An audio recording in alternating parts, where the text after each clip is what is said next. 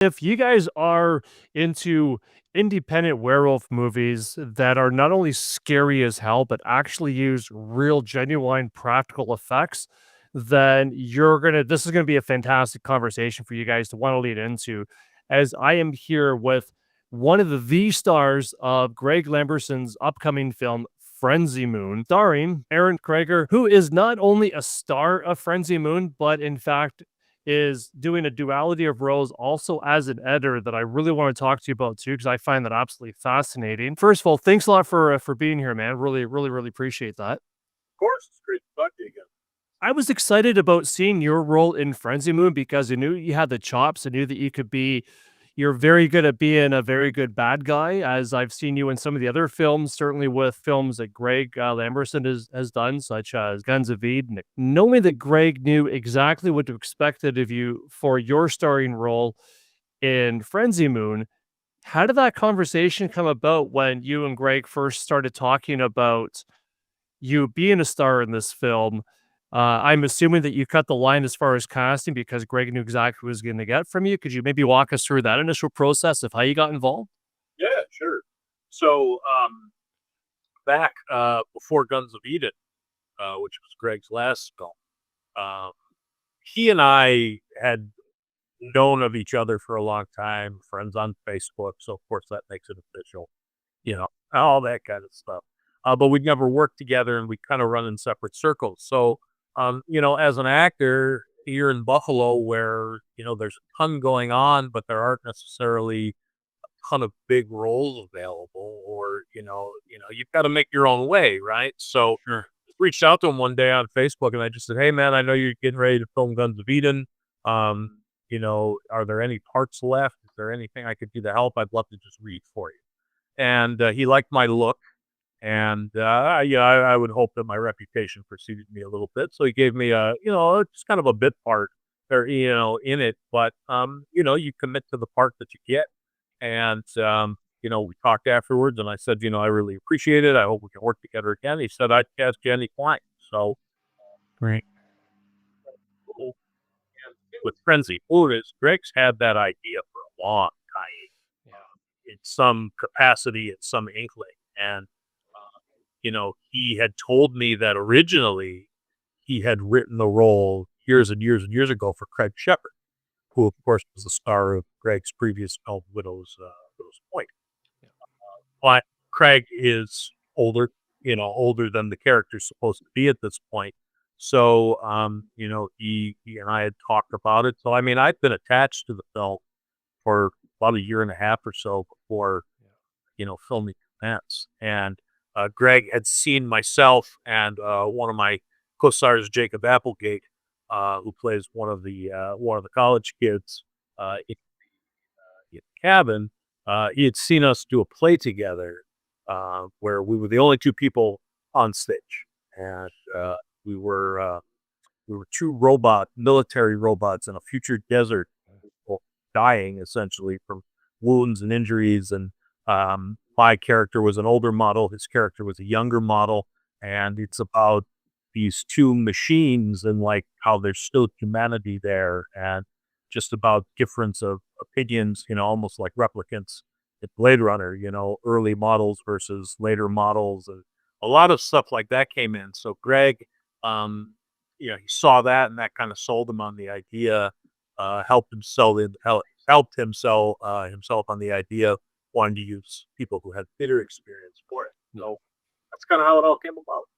Very cool. And obviously, that was great intuition on Greg's part as well. That to get a cast of not just film actors, screen actors, but actually theater actors as well, who could really put a lot of characterization into the characters, if you will. But what was your first reaction when you read through and got to learn about what kind of a character your character was? The big difference between Gavin, my character, and the rest of the people is that he's definitely older. I was definitely out of the main cast. I was definitely the senior member. But, That's because everybody was so young. right, right. So that's kind of the thing. It's one of these things is not like the other. Sure. His motives, his life experience, his past, his background, it's very different. So I knew that I had an opportunity to really, kind of go to town with it and really, uh, you know, be able to try to stand out from the other actors just because, again, their age and, these are all people that are friends and all that kind of stuff. So it really helps me to be able to kind of embrace that little bit of a loner aspect, and of course he has his pretty solid motives. Yeah, no, absolutely. I mean, Greg even went as far to say that he would actually be surprised if you don't win any awards for your performance throughout the festival season, which I completely agreed with, obviously. And I love the fact too, Aaron, that you said that you really wanted your character and you saw him as a character, Gavin as a character that could really stand out, which is an interesting juxtaposition. I'll talk to you a little bit more about that later because I did find that fascinating about your character that he stands out by being so isolated. But you conveyed, that juxtaposition really well, and I thought it was a really well balanced performance. Considering that it was such an isolated character, I want to talk to you a little bit about your first reaction as well, because I love hearing people's first reactions to the set itself. When you got on set, I thought it was just the perfect location. I'm so glad it was so cool that Greg invited me out there so I could see it firsthand for a couple of days of the practical heavy effects days, and I got to see you. But I know my first reaction when I got out there, it was later in the afternoon. This literally cabin in a woods that was just had this ominous feel. You're not too far off of the highway, but then once you get in there on that laneway through this thick forest, you really feel like you're in the middle of the nowhere. What was your first reaction when you first got on set, and how did you see that setting meshing with your character and the performance that you had in store for him? Yeah, the location we got was pretty perfect. The- you really, a lot of times with filming, there's a little bit of luck involved, and um, it was, with Keith Lukowski, who is one of Greg's, right hands all the time, and just such a great utility player and such an awesome character. Yeah. Uh, we were able to secure that location, and there's a you're right, like the highway is a half a mile down the road. It's a very interesting mix between still being in civilization and serenity right there. And so, my character having in these woods and just kind of stalking through these woods for quite a while at this point. I don't know. It just worked. It just made a lot of sense, And then, being injured, he wakes up in this cabin with these kids. It's like this isn't what I'm used to anymore. This is what I'm expecting. So Right. What would you say was your expectation kinda going in, and what ultimately how did that maybe differ from, your takeaway when you got to look back when it was all said and done, or maybe even during the shoot itself? yeah, um, again, really, first of all, I think it's the best script Greg's ever written. 100%. I think that he probably would agree with that too. Yeah. I've seen the majority of his work from over the years, all the way back from Slime City and all that stuff. I've seen pretty much all of Greg's films just over time, knowing him and all that kind of stuff. And I think hands down, this is the best script ever. So, there was a lot. He encouraged me from the beginning to really just kind of make it my own. And, obviously while respecting the words and everything. Sure. My expectations, I knew a few of the other actors that I was with, Alyssa Adams and Steven, and, so I knew a few, and Jacob. So I went in knowing some of the other cast and just kind of understanding who they are as people. But my expectation was just that we were good, just in for a wild ride, really. And Greg really specifically emphasized. We had 2 days of rehearsal, which was much more like a theater process. We just kind of hung out and read the script and went through it and talked about things and broke everything down. which was cool to do for a film. And it was really, I think that's really what it is that we were kind of expecting a wild ride. And he made it very clear, Greg made it very clear, this is not a funny script. This is not meant to be slapstick. This is not meant to be comedy. This is this is a serious, this is serious. So uh, that kind of helped shape my expectation too. And then just the way my character is characterized and written, I knew that I could tap into my uh, charming personality. We're able to begin with. So, so Yeah. Yeah, no, that's awesome, and I wanna dig into that a little bit more too, Aaron, because, I think you just embodied that completely, and it's fascinating because I'm sure that I heard it somewhere along the way, but of course, when you're on set, there's no such thing as sleep. You just go and as long as you possibly can. I mean, I think that the first day that I was there Saturday and over Sunday. I think Greg said that he hadn't put in an 18-hour day since I think he said like Slime City or something like that. It was like way back in the day. And I think he's dedicated to never doing that again. Uh, but I think that also just speaks a lot for the dedication of everybody that was on set. You would never know. And that was my biggest takeaway from that and some of the write ups that I did following my experience is that you're well aware that you're on set of an independent film that is a micro budget that is really paid for by supporters through crowdfunding, which was a full-time job in itself. So my expectations as far as the production value of this were in line with what I would expect from a micro budget independent movie. But you couldn't tell anybody that on set, between the crew and the cast because you get there and everything's just such a fine oiled machine. Everything's working perfectly in one sense. I mean, there was even 2 scenes that were kinda going on inside and outside. I don't even know if anybody does that on a micro budget film, but having worked with Greg before and knowing some of those actors, which I wasn't aware that you're that familiar with them, were you must have been pretty surprised, I would think, too, to get in there and just to see like, that must have really helped at your performance as well, knowing that whatever you did wasn't gonna get conveyed necessarily as a micro budget independent film, what was gonna really shine like as if it had $1,000,000 behind it, which I guess is still a small budget film, but you got the idea. yeah, um, yeah, no, it's Greg. One of the reasons Greg and I get along as well as we do, and I'm proud to call him a friend as well as a colleague, is Sure. a very similar kind of expectations of people. We also have the same kind of tolerance. Yeah. A big thing, Greg, yeah, a big Yeah. thing, with Greg is just that he he doesn't, he he understands what has to be done Right. in this amount of time, in this amount of time, in this amount of time. Right. And so working with the same people over and over again, like Chris Cosgrave, our DP, Chief, Lieutenant Ray, or Hope, our first AP, all that kind of stuff. You get kind of that shorthand and that understanding. Right. They know what to expect from Greg more than anything, which is important, because directors are very much like actors in that sense. Mhm. Everybody's different. Everybody's got a different style, all that kind of thing. Um, it's absolutely, and that's a testament to how much fun we had on set. Oh, yeah. We had all went, like you said, apart from making my own future Rust Belt Driller, which is my project.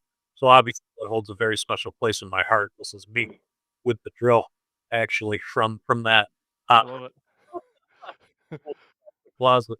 Apart from making my own film, which I wrote and did everything else for, this is hands down the greatest experience that I've ever had on an indie film.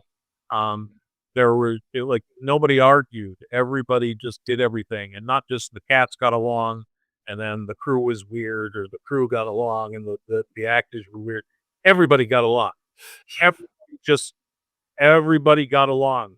If we needed something, crew was there to help. Actors helped each other. Crew helped each other. It was the harmony on set was really, really cool because you just felt good all the time. And it was very much understood from day one but that's how it's going to be. I actually got very ill during filming at one point, and Greg assigned the PA specifically to me, just like he doesn't feel good. If he needs something, this is your job today. And Amazing. yeah, just the graciousness of it. Or on some of the fights that were going longer, when he could tell I was suffering, he did everything he could to get me out of there. And unfortunately, one of my cats died during production as well, and ensured that I had time to say goodbye to the cat. I can't speak enough about that kind of empathy and that kind of human consideration as well. And so I think that all really, really helped foster the atmosphere. Yeah, and and that shone through quite a bit too, and it was really cool to be able to see some of that stuff firsthand. Obviously, I didn't know a lot of the undertones of some of the other stuff that you're going through, such as the illness and everything else, but he definitely creates that atmosphere that you're part of a family, and it really was a very family-like atmosphere I found on set. That's kind of one of the things that I actually want to talk to you about too, Aaron, is that, having that, yeah, I guess again, sort of that juxtaposition of, your natural character, this family atmosphere, being familiar with all the, with several of the other actors on there and talking about that camaraderie that happened, in between takes. At the same time, though, you were locked into Gavin. You were Gavin the entire time until the very final day of you being able to wrap up your character. You're constantly in the corner, kind of brooding. I had a great opportunity of being able to talk to you briefly on set, and I was thinking, well, maybe I should stick around and make sure everybody knows what I was wearing, last seen wearing before I left the cabin and go off into the woods in this shroud of darkness with you on just you and me at a picnic table, because I'm like, man, I hope this guy doesn't end his conversation by killing me. Like, that's not the way I want to go. Uh, but you could have been nicer. You could have been kinder and a complete opposite of what your character is. What was it like for you to, have that balance throughout the set, separate yourself from these people that were very much like a family that in some cases were, colleagues and friends because you'd worked with them before, but also keeping that sense of isolation and, sort of brooding sensibility about you so that you never had to be not Gavin while on set, no matter what everybody else was doing between takes. Yeah. Like, Yeah, no, it's a good question. I tell people I'm the most extroverted introvert you'll ever. Well, I'm an actor. I'm a people person. I'm I know a lot of people. A lot of people know me. Like all that kind of stuff, right? And sure. Buffalo's one of those towns where you know one person, then you know another, then another. Yeah. But I also really value my privacy. Like there are plenty of times I'm happy to just watch Star Trek with the cats. Like, you know what I mean? So, and as I've gotten older, I've learned to be okay with that. There was a period of time when I was a much younger man. I hated being alone. I couldn't do it. I was an only child growing up. So I was forced to be that way. So in my college years or whatever, I would get very anxious being alone and all that kind of thing. And over time, I've learned okay to do that. So that's the real life application. Um, Yeah. so, part of that, and I remember we spoke about that before about me kind of being a little bit isolated. Part of it was, part of it is just who I am as a human being, and I do value my space and my privacy. Part of it was just you know, being in that. I'm not an actor who hardcore subscribes to like the concept of the method and doing stuff and all that kind of thing. And I think you can see that from our conversations and just see how I'm able to switch it off and turn it on. Right. Yeah. For me, the acting part of it is doing the job. So I can be Aaron. I can be myself. And then, when it's time, it's time. And so, and everybody's process is different. Sure. But part of it was, intentional as well, to just have that little bit of separation because he is the outsider. He is the owner. He had his considerations where the green room was very, very small. Stuff, everybody else was packing in there 5, 6 at a time, and I'm just like, I'm good. I said, no, so, um, Yeah. and again, the age difference didn't really play a huge part in it because again, I knew half of my people before, and everybody got along so well. But again, they're a little bit younger. They have a little bit different stuff going on. So just to have a little peace and quiet sometimes was part of it. Exactly, yeah, and not to mention, I mean, me being in the corner where all the snacks and that were not what else would you need, right? That's what it is. It's my life revolves around cats and food. Fred, I'm good. I'm good with my cats and my food. Yeah, that is awesome. And I also was really interesting too, and I kinda wanna segue a little bit more into your duality role as not just one of the stars of the film, but also one of the editors of the film as well.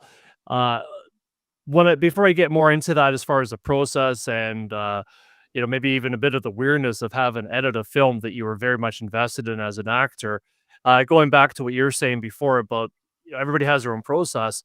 Some people could just turn it on and off. Like I know some, Alyssa Grace Adams was one of those people there too, where I mean, at one point I went over to ask her if she was okay because she's sitting all by herself. I think there was an outdoor scene that was happening, and I was just chilling. I think I was writing some notes or something. She's on the couch, just looking absolutely miserable, tears down her face. And at one point, I'm laying over and I said, "Are you okay?" Not. I think this was maybe day one, so I hadn't been around her a whole lot or anybody there a whole lot. She said, "Oh yeah, yeah, I'm just getting ready for my part. Thanks for asking, though." Okay, cool. I'll just check it in, and I walked away. And then she starts going back into it again. Where there were some other guys, such as Steven, who he's a theater actor, but I think this was his first on-screen performance.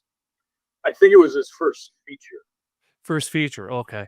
Because I know for him, it was very much more just kinda jump into it, and he wasn't so much of a method actor, he was just, again, he flipped that switch, and I think he was gonna be really impressed by his performance as well, and I know Greg gave him the freedom to try a few different things to see what was comfortable for him until he felt, it felt natural, and I'm like, "Holy crap," you wouldn't know he was a theater actor first because all the little nuances and, his expressions and that really shone through, which I wouldn't think would be such a big focus when you're theater acting.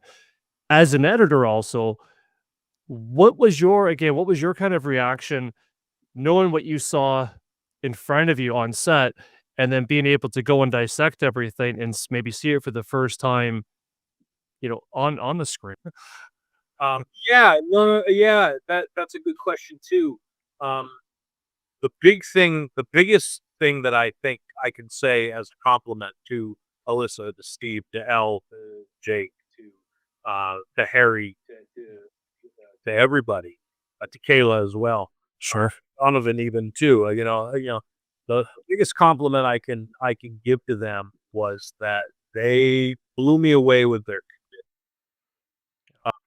you know, everybody, all of us, the seven main actors. I think, I think it's going to show in the final film, the commitment that everybody had just Yeah. to each other. Um, you know, we not only talked about the movie, but we talked about life, about a whole lot of things that are very private.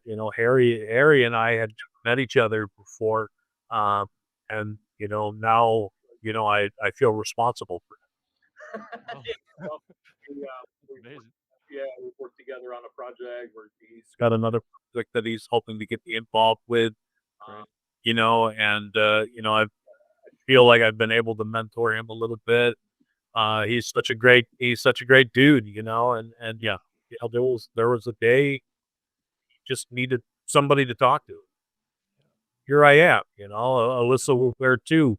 So again, I can't speak enough about my fellow actors, just about their commitment, but also the humanity of everything and how everybody really was there for each other. Everybody really supported each other. My poor cat Kurt died. They all gave me a huge hug, Yeah. hard. What I mean? Like they all signed it. Like you know, That's awesome. you know, small gestures like that mean more to me as an individual, as a person, than grandiose things. Like just the fact that they said, "This is what we're going to do." Um, you know what I mean? And Elle was going through stuff with her sister as well, too. Her sister was very ill during the time, and the fact that she took time to hug me, to tell, you know what I mean? Like little things like that. It just, again, this film transcended just being a cool thing to do. Yeah.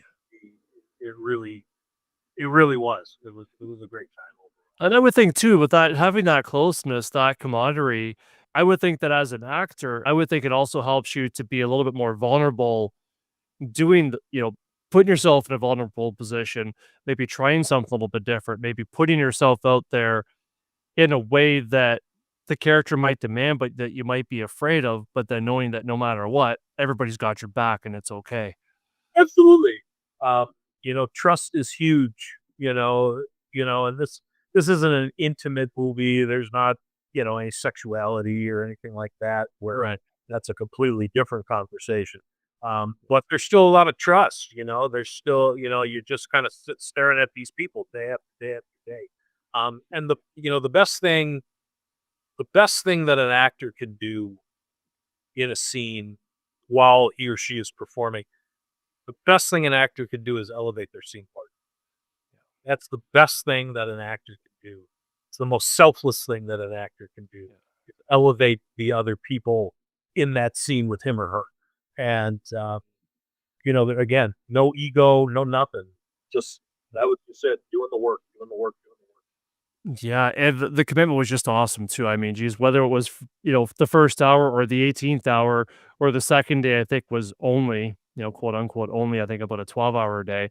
Everybody's compassion and enthusiasm, there might have been a few extra yawns in between that, but everybody's commitment was well, still the same. Their compassion was the same. And, geez, I remember at the very end of it, I don't know if I think everybody probably heard about this, but I left my phone behind. I'm on the bus, everybody watching this, so, of course, this is in Buffalo, I'm in Canada, so when I'm on the bus, like, I'm on the bus, there's no bus driver turning around, I forgot something. I left my phone, and then, again, try to remember her name, he had a little crotch rocket, he was one of the set designers. No. Yes, that's it, and it was amazing because next thing I know, I'm just realizing I don't have this. I can't call home. I can't call my girlfriend and say I made it out of the woods alive. The werewolf didn't get me this time. I can't do any of that stuff. And I'm just like, oh, this sucks. I'm stressed. The next thing you know, the bus driver taps me on the shoulder. Is this yours? Hands me my phone. I'm like, "It's Twilight Zone. I look out and and they're still sitting, outside the window. They're just waving at me, and I'm like, "What the hell?" So I get off the bus, I go say thanks, gives me a big hug. Apparently, he just on his thank God he's got a fast machine, and there was no traffic because it was like 3 in the morning or something stupid, and he just bombed it there. It was important for him to get that to me. I just met the guy. I had a few different brief conversations throughout the set. Like, he didn't have to do that. I just think that just speaks for everybody's awesomeness on the set, which really shone through and everything. So Yeah, that's it, man. That's what it, yeah, I mean. That's what life's about, right? yeah. So absolutely. Yeah, and the cool thing too, and you kind of, you mentioned this before, where Harry Harold Octavius has, some other projects that he's working on, and that's the really cool thing that I found that since this thing is wrapped, uh, almost everybody that I followed, I now follow on social and that are off doing their own things. They've got their own projects they're doing. Some people are on other projects. You'd mentioned Kayla before. I mean, geez, she ended up moving to another state to focus on a TV show, a regular kids show that she's doing, which is an awesome show. I've seen a few episodes with my, with my son, and this really does seem like a real not just an amazing set to put through a great performance and make a great movie, but is also an awesome breeding ground for other people to learn so much and then be able to go off to do their own thing. As well, I think one of the cameramen, as well, that's, Greg mentioned, he's like, I'm glad I got him now because this kid's going to go off into Hollywood at some point. And you see a lot of that, the start of a lot of that talent here. And I think it's going to be awesome to follow everybody else's career as they've kind of expanded on what they learned from this film. Yeah, yeah. Well, that's a big part of it too. You got to remember. I mean, Greg's a little bit older, like around for a little bit. You know, Yeah. well, the guy has knowledge, man. He was recently teaching screenwriting, Right. an introduction to screenwriting at the University of Buffalo, my alma mater. Yeah.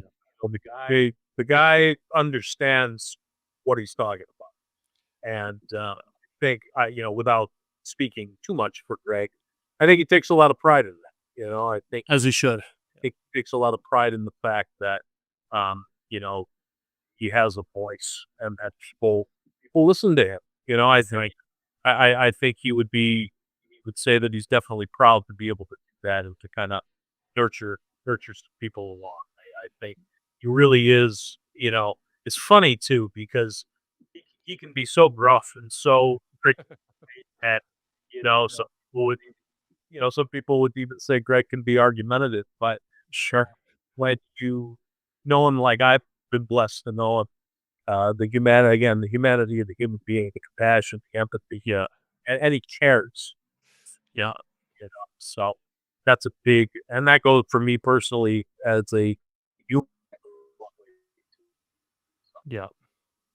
No, absolutely. And yeah, that's definitely the interest that I thought of knowing Greg over the years as well is that, he certainly has that aspect to him where, especially when he's got a project on the go where he's all signal, no noise, any noise is just you're in his way, get the hell out kind of thing. But at the same time, he absolutely cares and he'll do anything for you to support you. Obviously, with his, the fantastic film fest he does to support the community of Buffalo filmmaking. And I think it really gets why I know it gets under his skin too when he sees a filmmaker who maybe even asks him for his advice and he just drives him crazy when they're not going to take his advice that he knows through trial and error, being in the trenches and seeing the results over and over from himself and other people, that this isn't just going to help you be a better filmmaker. It's going to help make a stronger film community in Buffalo and, you know, let me help you and they don't take his help. I know that drives him crazy because he really just wants to help people and strengthen the community around. It's funny because there are there is a great sense of community in the Buffalo film community. But then there's also very isolated pockets. There are people who want to work with everybody, who want to work as much as they can, and there are people that are kind of content with their little fiefdoms. And it kind of goes ways. You know, and I think that especially in a place that's so interconnected like Buffalo, we've all got to be open to working with everything. Yeah. But it's funny, what you're saying. It's kind of like I call them Polish. People who will ask your opinion, get an answer. They don't really like it, so then they'll come to me and ask me the same thing. They don't really like it, so then they go to somebody else. So they're full. You know what I mean? That's really Right. Yeah. It's like a child almost just trying to keep asking the parents, different parents or different family members until they maybe get an answer they want. And they're like, well, so and so told me. It's like, it's like I feel like you're just going in a big circle. You're just trying to validate your own wrong answer and do whatever you want to do anyways. And meanwhile, there's this awesome community. that's the thing about it is 9 out of 10 times they're gonna do what they wanna do anyway. So you've just wasted everybody's time by asking them all the same question. People have given you thoughtful answers. Yeah. You just do what you want anyways. So, Yeah. but And I'm again, sure that's a big irritation. that's part of life, you know what I mean? Not just Sure. Yeah, and I know with Greg, they only do that once, and that's it. They're not going to get a second chance. So, at the same time, like you said before, though, you kind of work with him. You work hard for the projects he has, and he'll literally give you the shirt off his back. I mean, Jesus, he even made me. I have everybody watching this. Like, I've got zero theater background. Taking drama class in grade 12 doesn't really count. I obviously have zero screen experience yet.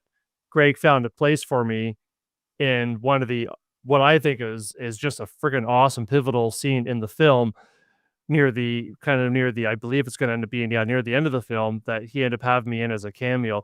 No spoken parts. I mean, he's not a fool. He doesn't want me to ruin the scene, but he at least allowed me space to be in the scene, which I thought was super kind and super awesome of him to do that. So, I made sure you get a couple seconds. Yeah, exactly.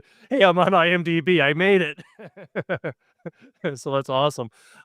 So I feel like I just kind of created my own zebra and spanked it off into the woods if we're chasing that a little bit. So I'm going to back up a little bit here, a little bit, Aaron. And I want to ask you, how did the duality of your role, not just as an awesome actor and a star of the show, but also as an editor, was that always planned? I understand that he usually had his main guy do it, who did in fact do, I think, edited half of the film, but then you came in for reasons and ended up editing the second half of the film. Can you maybe talk about how that came to be? Yeah, so Greg, again, Greg likes working with who he likes working with. And Yeah. as an editor, who, like, if I remember correctly, was a little more elderly, and he just was not in good health at the time, so he just couldn't do it. So, so Greg needed, a replacement, unfortunately. Actually, he worked with Joe, who is someone that he'd worked with before that lives down in New York City. And he was looking for two editors because he thought time wise for deadlines, but also because who really has two distinct parts. You've got the build up and the story setup, and you've got the action. So he thought that having two different eyes would give a big twist. So it was partially for for time's sake and all that kind of stuff, which the shoot got so dragged out for so long with just so many things happening as they always do. That it kind of became yeah, so I was fortunate enough to edit the second half where all the action is. Uh Yeah. and yeah, it was cool. And it's actually back to a question that you had asked a little earlier, kind of contrast a little bit about me editing something myself in it. I did the same for Rust Belt Drilling, for Okay. Rust Belt. I wrote it, I was the lead, I edited it as well. So I was actors are very wary of watching themselves perform. And part of it is just because they try to stay humble. But, I think some people, also just get uncomfortable, which is understandable. Fortunately, I don't do that. I made Rust Belt Driller with my partner, Dave Williams, and Tilky Hill, may she rest in peace. Um, we didn't really have a choice because we didn't basically yell. Um, Yeah. so, so there it was. But I love editing. I love the editing process, and I know not everybody feels that way, but I love editing because in a way you almost become a second director. Um, you Hmm. know, Greg, Greg is who he is. Gave me a lot of latitude, trusted me. I think because of my background or whatever, but like sure myself for my scenes, a lot of times he said, use your judgment, which take you feel you perform better in, which is such luxury that most people will never get to do. Right. But it also helps. It gives you a sense of it being there, remembering a specific remembering, like you were talking about Steven, remembering what Steven just did something just a little different that worked a little bit better or a little bit differently. So it Yeah. was, yeah, it wasn't, for me, it's not hard for me to be able to judge myself. And so being there on set definitely helped, especially because again, my portion of the film is where the intensity is a lot higher than a lot of films. Absolutely. Yeah, yeah, you definitely brought the intensity, and I'm so glad that I got to be there during that period of time as well. I think it was maybe the coolest place anyways that I could have been on set for. I mean, as much as it would have been cool to see the build up and some more of the story and the background stuff of that build up, I can't complain. So I thought it was a pretty cool experience. So when when you had that really what I think is certainly a privileged experience of being able to not just star in the film, but then being able to edit the predominant, the second half that, like you said, where all the action takes place, the predominant scenes that you're in. Was there anything that you watched that maybe surprised you, such as a scene that as you're doing it and as you're being directed through it, maybe whether it was a scene that you're in or a scene that some of your, your co-stars were in, that you might have thought, yeah, it's kind of weird. I'm not sure. I guess Greg has a vision here. I'm not really sure how this is going to work out. And then maybe you saw it on screen and thought, wow, I never thought that was going to turn out the way it did. Like, were there any particular, without any spoilers, of course, did you find that there was any sections like that that maybe blew you away, or maybe even some other surprises through that editing process? There, no, I wouldn't say there were so much surprises as just what do we need to do to advance the story here.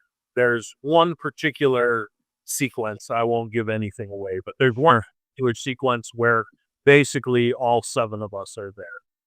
And the way that it was shot and what worked the best from performance wise, but also to make it interesting from an editing perspective, but also just the footage and the coverage that we got, it's a little bit different with some angles. And Greg and I actually worked very closely together on the major action sequences. Greg would actually come over and he'd sit in the chair, and we went through things frame by frame at some point. So it was a great experience. I hope he feels the same. But it was really cool just to collaborate like that, and it was kind of out of necessity because there were some things like that I wasn't present for. Sure. So him knowing it and us just kind of working things out and tinkering and cutting and chopping and this and that. But there's one sequence in particular. There's one scene in particular where, like I said, almost all 7 of us are on the screen at the same time. And there's just very different angles. And as an editor, I'm obsessed with angles. I love angles. I actually really, I'm not a fan of close-ups. I think close-ups are lazy. I mean, I get them. I understand them. Sometimes you got to use them all pure. But I'm much more interested in reaction shots personally. Like, I find me talking to you and looking at you for at least part of it is more interesting than just me droning on and talking about it and all that kind of thing. There's a really great sequence in a film with Andy Garcia and Richard Gere called Internal Affairs, where As long as I've seen it. yeah, it's nice. It's almost like 40 years old almost. Yeah. And Richard Gere is the hot shot, kind of, straddles that line, kind of creep, kind of con. Garcia is the internal affairs guy. And they're outside and they're talking. And it's a perfect example of what I mean. The action are so much more interesting than, than the person talking. It's also really interesting because if you really look at it, as Gere starts to dominate the conversation, the framing changes. Yeah. Those to here. It's so brilliant. And it's just super cool. And so it's just a little outside of the box a little bit. So there's one sequence in particular where I had to get creative with it like that. And I think it worked out really well. Cool. And if it's the one I'm thinking of, I think I was there for that. And I don't think this is going to be a spoiler, so I'm going to take a chance and make one frame of reference where I believe that there is a couch involved. And if that's the scene I'm thinking of, I remember watching it take place and actually it unfold while being filmed, while being on the set there. I do remember that it wasn't just a matter of watching whoever I thought, at least at the time, was supposed to be, oh, pardon my kitty cat here. She's always got to be famous. And if it's a scene I'm thinking about, I remember watching this thinking that there's probably certain folks that as they're talking, I just assumed, like you said, we're so used to seeing the lazy stuff or whoever's talking, they just get their close up. So I kind of assumed that that's the person that was getting the close up. But meanwhile, as one person is talking, I did notice that the other actors that were in, I'm not going to say the frame because I don't know what the frame was, because I was just focused on them at the time, was everybody was kind of reacting to it. And I was really curious to see how this is going to look on screen. And I'm thinking that maybe, I wonder if that's the part that you're referencing. Yeah, it takes place around the couch. So, yeah, it's a big argument between everybody. Cool. Yeah. Okay. So I'm really looking forward to that then, because I know when I was watching that, I thought it was pretty fascinating that I'm like, I feel like these people are reacting not because they have to, because they're just really, they're just so on point and it's coming across. Like just watching this coming across like I'm in, somebody's living room just watching a conversation. And these people are just all there organically, and what's happening is what's happening. They're not just acting. So yeah, look forward to see what you did with that. So and I know Greg is a stickler too for having a movie.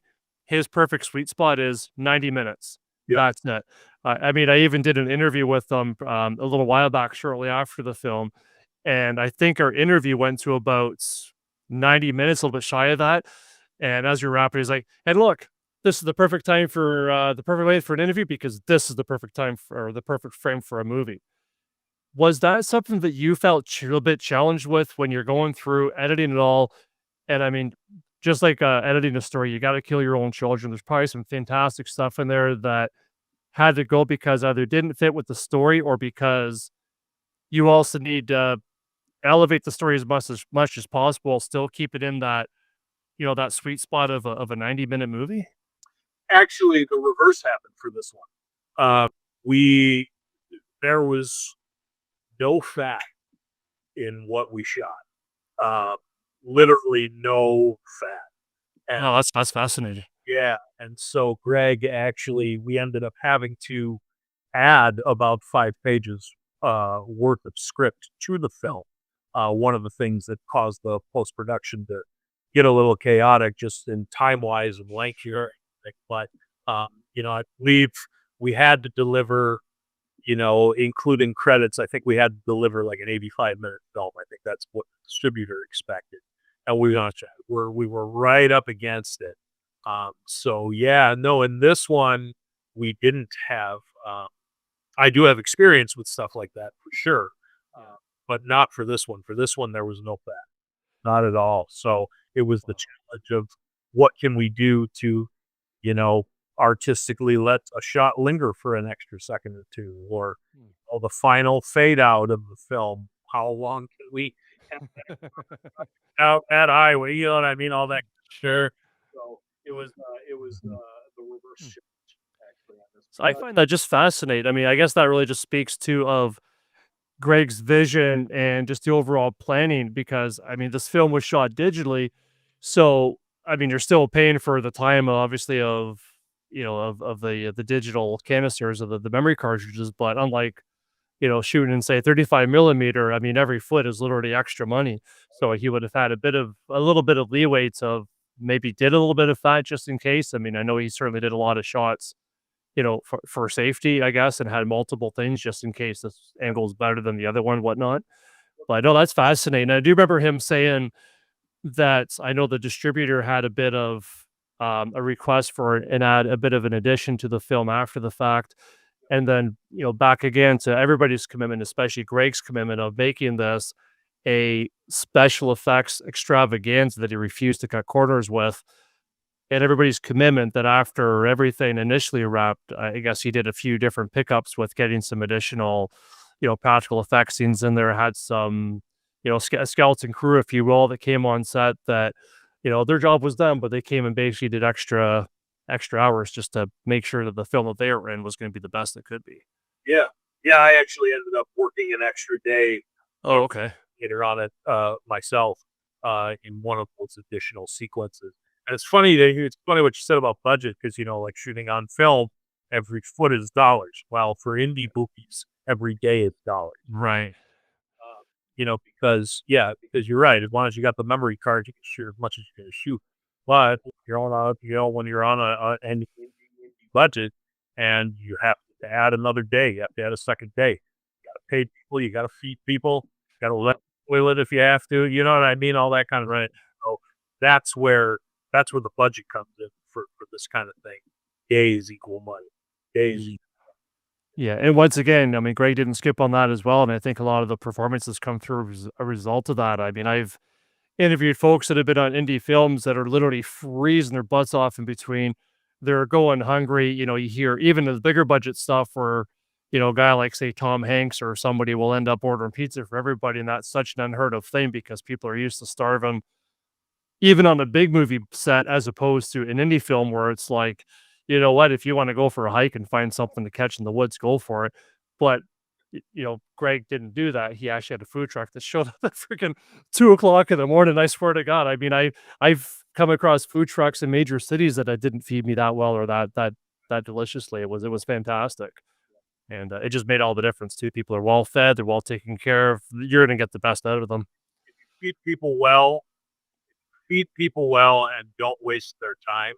Yeah, they'll do anything for Yeah, absolutely. So I guess in a sense then, Aaron, so to sort of as we, you know, take away a little bit, or as you always hate that expression where people wrapping up interviews and like, well, to land the plane or to do this, I'm trying to think of something catchy for a werewolf, but I don't know, I got nothing. But as we're starting to wrap things up here a little bit, when you look back, to give everybody that's watching this maybe a little bit of an idea of what to expect from the werewolf film. I know we haven't really talked too much about the story of it itself, more about the behind the scenes stuff, and which I mean is awesome because this really is sort of a cabin in the woods film with all the practical effects. And I think, as a guy whose favorite movie is American Werewolf in London, which the work that Rick Baker did on that, the practical effects was freaking phenomenal. It's been a long time, I think, since we've seen a high caliber independent film like this, a werewolf film that does rely on the practical effects. I can't freaking wait to see this on the big screen, especially in a crowded room, maybe at a festival. Hopefully I can get down there, in Buffalo to see that. I've got another thing I'm doing here, so hopefully I can get away for the day that it's going to be shown. But I'm just kind of coming up with a long-winded way of asking you, what do you say as I'm getting my cat out of the frame here? Um, to everybody that's wondering why they should make time to see this particular werewolf film amongst all the other stuff that's maybe going to come out there, and what is your ultimate takeaway from the film? So, no pressure. Oh, yeah. Um, I think that what's going to set this film apart from others, from other genre films, is that it's very thoughtful in some ways. Um, Greg has even said, to me that he believes the acting more than anything is going to sell the product. Yes.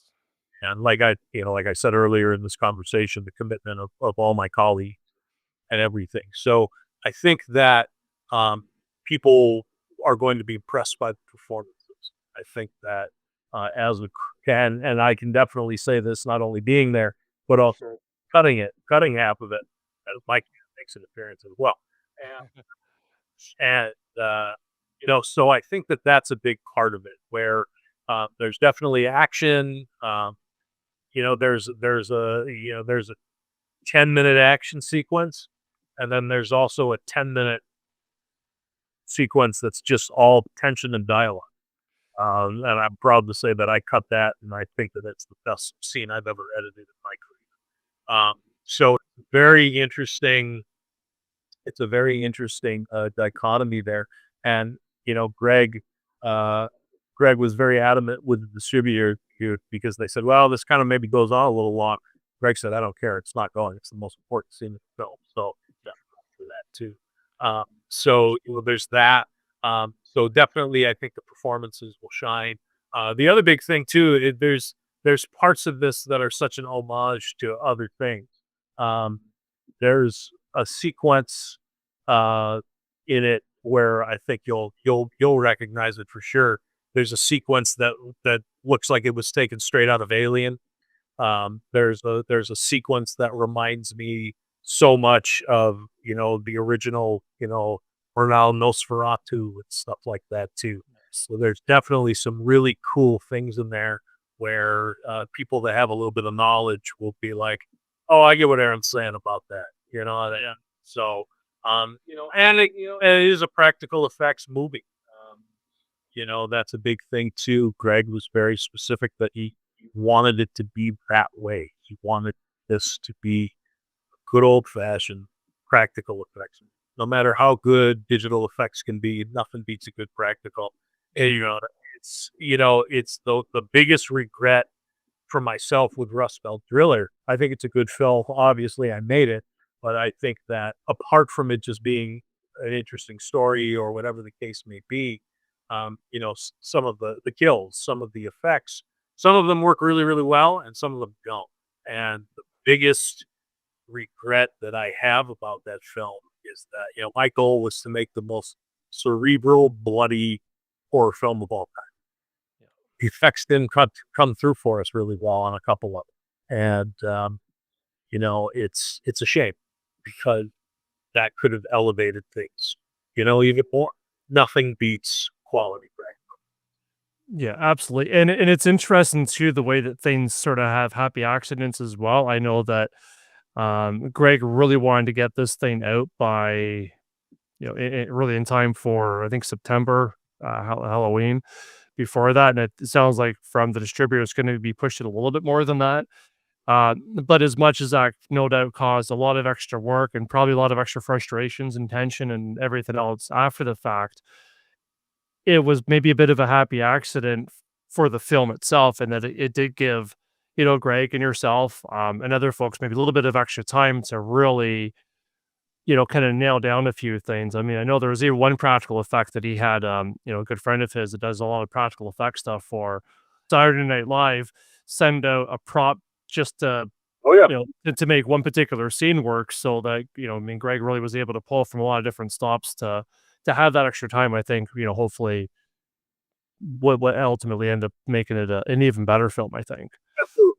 So, Yeah, man. yeah, very cool. Everybody, I can't encourage you guys enough. You've certainly heard it from Aaron, the kind of dedication, just the hard work that went into this, the commitment to this.